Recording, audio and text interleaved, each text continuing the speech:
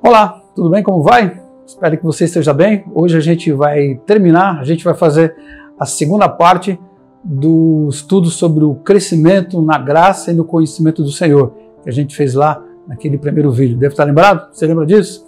E se você se lembra daquela aula, se você ouviu, se você assistiu aquele vídeo, você deve estar lembrado da definição que eu te trouxe sobre o conhecimento que aparece nesse texto. 2 Pedro, capítulo 3, verso 18, antes cresça na graça e no conhecimento. O que é aquele conhecimento? É o exercício das verdades absolutas que a gente depreende, que a gente aprende das Escrituras Sagradas, mas como consequência de um relacionamento gracioso com Deus, e isso feito de forma crescente, de forma permanente e de forma regular. Você lembra dessa definição? Se não, dá uma olhada de novo lá naquele vídeo onde eu explico melhor. Então hoje, para a gente fazer essa segunda parte, para a gente começar a fazer essa segunda parte, eu quero te falar sobre os modos, as maneiras da gente lidar com esse conhecimento. A primeira maneira, e eu espero que você jamais passe por ela, é o abandono, quando a gente abandona o conhecimento do Senhor.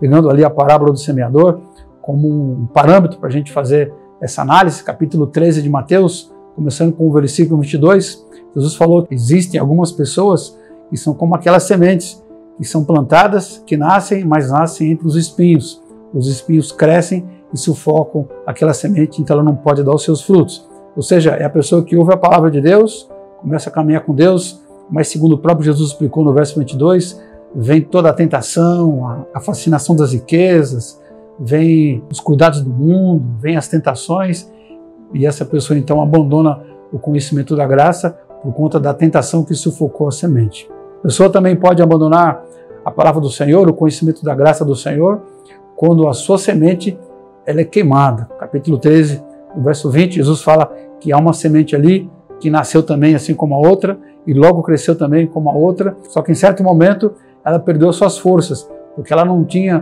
profundidade, não tinha raiz em si mesmo. Ou seja, é o sujeito que abraça a palavra de Deus, começa a caminhar com o Senhor, vai fazer o seu discipulado, vai caminhar com Jesus, mas por conta das perseguições, das tribulações, do sofrimento inerentes à vida do discípulo, acaba abandonando. Então, a primeira maneira, de novo volto a dizer, eu espero que você nunca passe por ela, a primeira maneira de você lidar com a palavra do Senhor, com a palavra do conhecimento da graça do Senhor, é através do abandono. A segunda maneira é através da neutralidade. Se é que se pode dizer que existe neutralidade nesse caso, eu acho que não existe.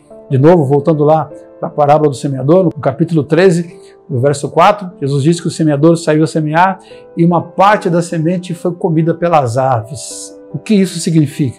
Há algumas pessoas que não conseguem ouvir a palavra, porque elas dão espaço para o diabo. O diabo vai lá e come a semente. Então ela fica na neutralidade. Olha, eu não sou contra e nem a favor do evangelho. Não sou contra porque eu não conheço nada que possa me colocar contra. Não sou a favor porque eu não consegui ouvir a palavra. Ou seja, ela está neutra. Só que no mundo espiritual, você já deve saber, não existe neutralidade. Quando você age com neutralidade, então a palavra é roubada da mesma maneira. E a terceira maneira, e eu espero que seja a maneira com a qual você está conduzindo a sua vida espiritual, é através da execução daquilo que a palavra manda você fazer. Ou seja, dando bastante fruto. Capítulo 13 de Mateus, versículo 22, aliás, versículo 23, Jesus diz que tem uma semente que essa finalmente frutificou e deu fruto exponencialmente. Eu espero que seja dessa maneira que você lide com a palavra de Deus. Bom, se você for por esse caminho, então eu quero te mostrar agora que esse caminho de colocar a palavra de Deus em prática, jamais abandoná-la, muito menos ficar neutro diante dela, eu quero te mostrar que existem muitos benefícios quando você coloca a palavra de Deus em prática. O primeiro deles, Mateus capítulo 7, versículo 26 e 27, ele fala sobre a estabilidade. Jesus disse que aquela pessoa que conhece a sua palavra, que tem a sua palavra, que pratica a sua palavra, ele faz uma comparação. Ele diz assim, esse sujeito ele é comparado com uma casa construída sobre a rocha. Vem vento, vem tempestade, vem tormenta, vem o que vier, mas ele permanece ali firme, como uma rocha, porque foi construído em cima da rocha. Essa pessoa não cai jamais. Está falando de estabilidade. Quando você segue o caminho da graça, segue o caminho do Senhor e nunca desiste, o primeiro benefício que você colhe de Deus é você se tornar uma pessoa estável. Não fica para um lado, não fica para o outro, não fique constante, fique estável, tanto emocionalmente como espiritualmente. Virão os problemas, virão as tentações, virão as provações, mas você no final vai continuar estável como uma casa construída sobre a rocha. Espero que você vá por esse caminho. O segundo benefício de você colocar em prática a palavra de Deus, de você praticar o conhecimento operante, de você praticar o conhecimento da graça do Senhor, é a bem-aventurança. Só para te lembrar, a palavra bem-aventurado significa mais do que feliz, super feliz. Olha que coisa bacana, tudo aquele que pratica a vontade de Deus se torna uma pessoa feliz de verdade. Existe uma pergunta filosófica que as pessoas tentam responder há muito tempo. O que é a felicidade? Então eu posso passar para você uma resposta com segurança nesse momento. Felicidade é seguir constantemente, permanentemente, a vida inteira, a pessoa do Senhor Jesus e o ensinamento dele. Quando você faz isso, você encontra a felicidade de verdade. Siga esse caminho. O terceiro benefício é a maturidade espiritual. Se você olhar com cuidado, no livro de Efésios, capítulo 4, versículo 13, você vai ver ali que tudo no mundo espiritual, e todas as ministrações dos dons, tudo que acontece envolvendo a igreja, aqueles que servem a Cristo, está ligado, está voltado para a plenitude da maturidade de Cristo. Efésios capítulo 4, verso 13, diz que tudo acontece para que a gente chegue ao pleno conhecimento do Filho de Deus, a perfeita varolinidade, ou seja, a estatura da plenitude de Cristo. Um texto parecido com esse, Hebreus capítulo 5, verso 14, diz que o alimento sólido são para aqueles que são maduros na fé, aqueles que sabem discernir não somente o bem, mas também o mal. E um outro versículo também parecido com esses dois é Colossenses 1, 28, quando diz que a palavra de Deus tem que ser ensinada o tempo todo, em qualquer circunstância, para que aqueles que seguem a Cristo, então, se tornem perfeitos em Cristo. O que é que esses três versos têm em comum? Os três falam de maturidade. Quando você segue a Cristo, quando você está no discipulado firme, quando você não desiste, então ali você acaba se tornando uma pessoa madura. Quer ser espiritualmente maduro? Quer ser emocionalmente maduro? Além de super feliz, bem-aventurado, além de estável, você vai ter aquela maturidade que poucas pessoas têm nesse mundo. Essas são algumas vantagens de você seguir a graça do Senhor e seguir o conhecimento do Senhor. Mas e se por acaso, depois de estar caminhando, eu resolver abandonar? Se ao invés de seguir o caminho firme e forte aí, constante e usufruir dos benefícios de estar no caminho do Senhor, sem abandoná-lo, sempre crescente, sempre paulatino, sempre gradual, mas sempre constante, se ao invés de fazer isso eu resolver desistir, resolver por aquele caminho, aquele primeiro que eu te falei, do abandono do Senhor. Quais são as consequências? Bom, a primeira delas é que os benefícios, obviamente, você não vai colher. Você não vai ser uma pessoa estável, infelizmente você não vai ser uma pessoa feliz e muito menos uma pessoa madura. Então, os benefícios você pode esquecer. Só que o prejuízo não fica só aí. Para aquele que desiste de seguir o caminho da graça do Senhor, o prejuízo não é só não colher os benefícios, mas é cá também com malefícios. Malefícios que são consequências das suas próprias decisões, da sua própria decisão de abandonar o Senhor. Veja só, Mateus capítulo 5, verso 13, você deve conhecer que é o versículo do sal da terra, diz que nós somos o sal da terra. Mas ali o texto diz que se o sal perder o sabor, serve para mais o quê? Para mais nada. E Jesus responde dizendo, olha, só serve para uma coisa, para ser pisado pelas pessoas. Infelizmente, quando você começa a seguir a Deus, e depois você desiste, você pode ter certeza que você vai perder o respeito das pessoas que te viram seguir por aquele caminho. Te viram abandonar um monte de coisas, para agora verem você voltar para as mesmas coisas que você abandonou, eles vão olhar para a sua cara e vão rir da sua cara. Nunca mais você vai ter o respeito deles. O outro prejuízo é a perda do sentido da vida. Claro, se a felicidade está em seguir a Jesus, quando eu não sigo a Jesus, eu vou perder o sentido da minha vida, eu vou perder a própria felicidade. Ainda no capítulo 5 de Mateus, no verso 13, Jesus pergunta, como restaurar o sabor? É uma pergunta retórica? Como? Não tem jeito. Você vai ficar sem gosto, insosso. E uma vida insossa, sem gosto, é uma vida que não tem sentido. Então você vai perder o sentido da vida.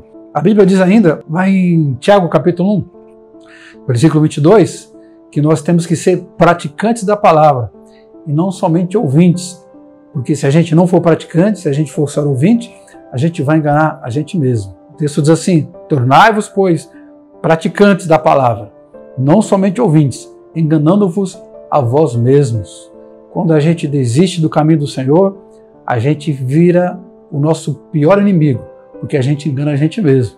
A gente vai pelo caminho da perdição.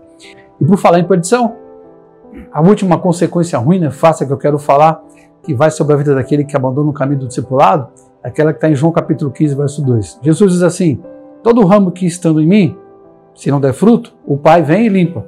E todo que dá fruto, ele limpa, para que produza mais fruto ainda.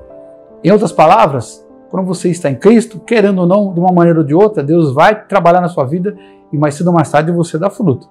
Mas se você abandona a palavra de Deus, abandona o caminho, então você não vai dar fruto. E se você não der fruto, o que significa? Significa que de alguma maneira você não estava em Cristo. Então é uma evidência de que você nunca teve relacionamento com Ele. Porque segundo Jesus, todo aquele que tem um relacionamento com Ele, se tiver problemas, se tiver sujeira, Deus vem e poda, e limpa, e purifica, para que dê mais fruto. Mas se você não é podado, se você não é limpo e não tem fruto, significa que você nunca esteve com Ele. Então, aquela pessoa que desiste do caminho do Senhor, na verdade, nunca esteve no seu caminho. Tem um autor chamado Franklin Ferreira, um teólogo, ele tem um livro escrito sobre teologia sistemática, que ele diz o seguinte, que é impossível que os que estão implantados em Cristo, por verdadeira fé, é impossível que essas pessoas deixem de dar frutos. E o Franklin tem razão, é impossível que aquele que está em Cristo dê fruto. Então, se o sujeito não dá fruto, é porque nunca esteve com Ele. Então, essa é a consequência pior, a maior de todas, daqueles que abandonam o caminho do Senhor. Mas olha só, não fica assustado não, tá? Porque se você está comigo até agora, e essa coisa de abandonar Cristo te traz certa preocupação, significa que você está em Cristo. Isso é um bom sinal. Legal. Então, eu vou te mostrar agora como é que você faz para que você não precise ficar preocupado. Como é que você faz para que você possa crescer na graça, no conhecimento do Senhor. Na verdade, existe um sistema que foi criado pelo próprio Deus. E esse sistema se chama discipulado. A Bíblia diz, Mateus capítulo 28, verso 19, portanto, ide por todo mundo e fazei discípulos de todas as nações. Jesus mandou que a gente discipulasse uns aos outros, que a gente ensinasse outras pessoas a seguir o seu caminho, ensinasse outras pessoas o seu conhecimento da sua palavra. Então, antes de te falar o que é discipulado, eu vou te passar aqui uns elementos fundamentais do discipulado. O primeiro deles é o aprendizado dos princípios universais, aquele que a gente estudou lá no outro vídeo, dá uma olhada lá. Os princípios universais escondidos na Bíblia, subjacentes, a gente precisa crescer nesse conhecimento. Então, em primeiro lugar, o primeiro elemento do discipulado é o aprendizado desses princípios. Colossenses capítulo 3, verso 16 diz assim, que a palavra de Cristo tem que habitar ricamente no nosso coração. O segundo elemento é a prática gradual e paulatina, também igual a gente falou no outro vídeo. Então essa prática gradual e paulatina, ela gera honra e gera aprovação sobre as nossas vidas. 2 Timóteo capítulo 2, verso 15, a Bíblia diz assim, que a gente precisa se esforçar ao máximo para a gente ser apresentado como obreiro de que não tem do que se envergonhar e que maneja bem a palavra da verdade. Então, à medida que eu vou aprendendo e vou colocando em prática e vou manusando a palavra e vou entendendo a palavra e praticando a palavra, eu me torno um obreiro aprovado que não tem do que se envergonhar. Dá uma olhada lá no outro estudo que eu te explico melhor sobre essa paulatinidade, sobre essa gradatividade e agora a honra que vem como consequência desse processo permanente. Outra coisa importante também, que eu preciso te falar sobre o discipulado antes de passar uma definição para você, é que o discipulado ele tem um elemento que eu estou chamando aqui de perpetuação eficaz, ou seja, uma continuidade que é até o final dos tempos, então é perpétua, uma perpetuação, mas é uma perpetuação que funciona de verdade, perpetuação eficaz. O que é isso? Vou te dar o texto e você vai entender.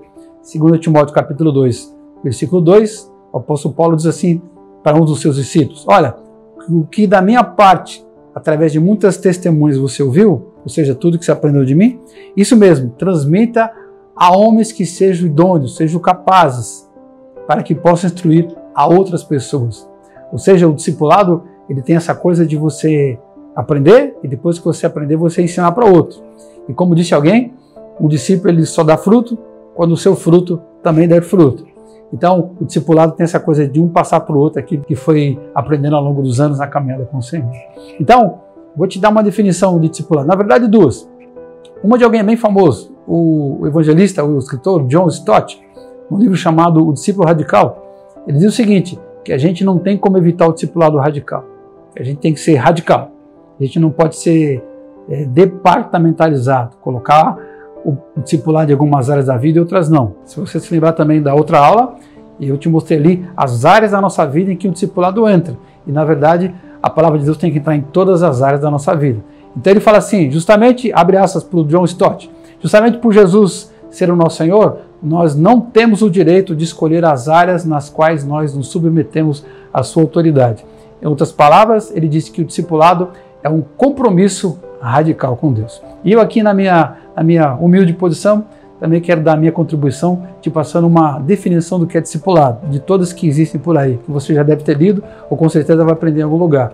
O discipulado é um sistema de implantação e de perpetuação do conhecimento que vem da Bíblia, do conhecimento bíblico. E esse conhecimento é o conhecimento que gera crescimento na graça. Então, o discipulado é um sistema de implantação e perpetuação do conhecimento bíblico que gera crescimento na graça de Deus. Isso é o discipulado. Agora que eu te dei uma definição de discipulado, na verdade duas, se você fica com aquela que achar mais interessante, ou até uma terceira se você encontrar que seja melhor do que essas, eu quero te falar sobre as fases do discipulado. E quando é que começa o discipulado? Na verdade deveria começar, mas geralmente não começa. É quando a gente se converte. Lá em 2 Timóteo capítulo 1, no versículo 9, diz que Deus nos chamou e nos salvou. Então ali a primeira fase do discipulado é a nossa conversão. Mas depois disso a gente começa então a ser ministrado pela palavra. Então 2 Timóteo capítulo 4, verso 2, a Bíblia diz que aqueles que ensinam, que pregam a palavra, têm que fazer isso o tempo todo, de todas as maneiras possíveis, para ensinar, para corrigir, para exortar, quer dizer, para dar a edificação que a gente precisa. Então aquilo vem na nossa cabeça através de pregação, através de estudo, livros, internet, programa de aprendizado e etc. Então a gente vai aprendendo. E aquilo vai entrando na nossa cabeça. Até que chega uma hora, aí já é a terceira fase do discipulado, quando a gente então toma a nossa decisão de finalmente não ser só um decidido, ou um adepto, ou um convertido, a gente toma a decisão da gente se tornar discípulo de verdade. Lucas capítulo 8, versículo 31, veja só que texto interessante.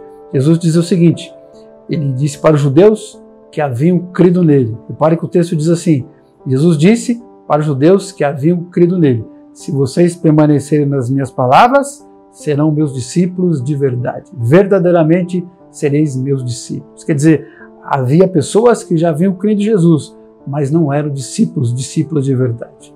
Em Lucas 9, 23, um versículo mais famoso, Jesus disse, se alguém quer vir após ele, ou seja, ser seu discípulo, tem que negar-se a si mesmo, tomar a cada dia a sua cruz e segui-lo. Ou seja, há um preço a ser pago, há um processo a ser seguido. Então, essa fase do discipulado é a hora do start, é a hora do início do processo do discipulado.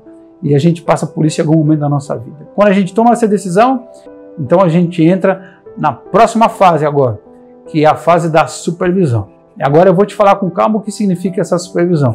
Ela acontece de duas maneiras apenas.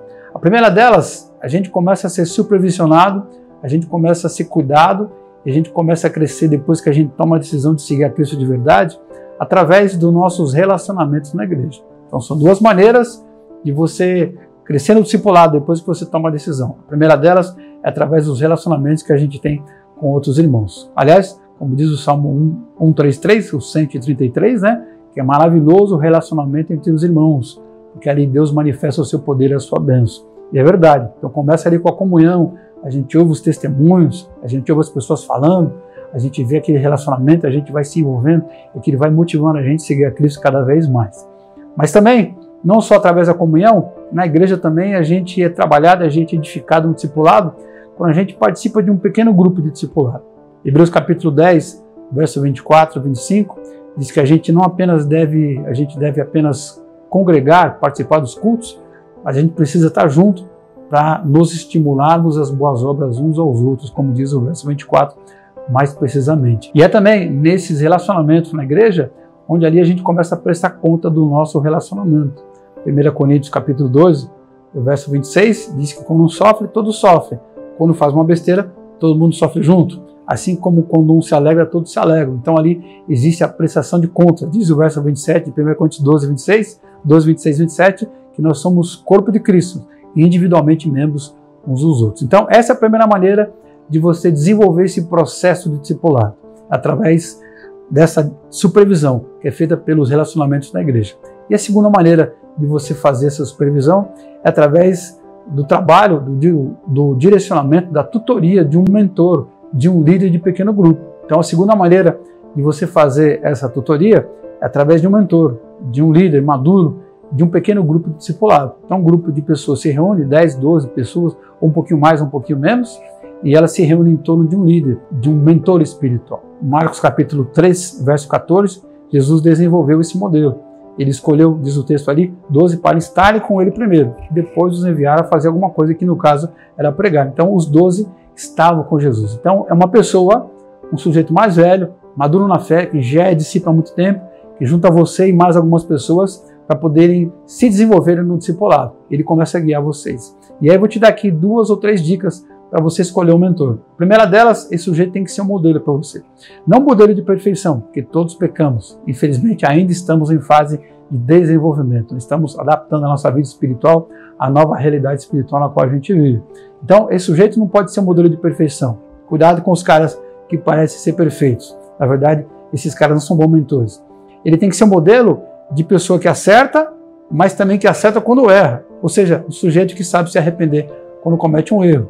Mateus capítulo 7, verso 5, diz que a gente não pode ser hipócrita, e para ajudar outra pessoa, a gente precisa tirar a trave que está no nosso olho primeiro. Então, se eu quero ajudar alguém, se eu sou o seu mentor, você tem que olhar em mim e ver uma pessoa que acerta, na maioria das vezes, mas quando erra é humilde para saber que está errado e se esforça para tirar a trave do olho, para tirar o pecado da vida. Então, esse é um aspecto muito importante para você escolher um mentor. Outro aspecto, esse sujeito tem que ser disponível. Por causa do nosso tempo aqui, eu não vou ler o texto inteiro, mas eu quero que depois você olhe no livro de Atos capítulo 4, no livro de Atos capítulo 9, e no livro de Atos capítulo 15. Dá uma olhada na história do sujeito chamado Barnabé. Esse sujeito era um mentor. E veja ali como é que ele cuida das pessoas.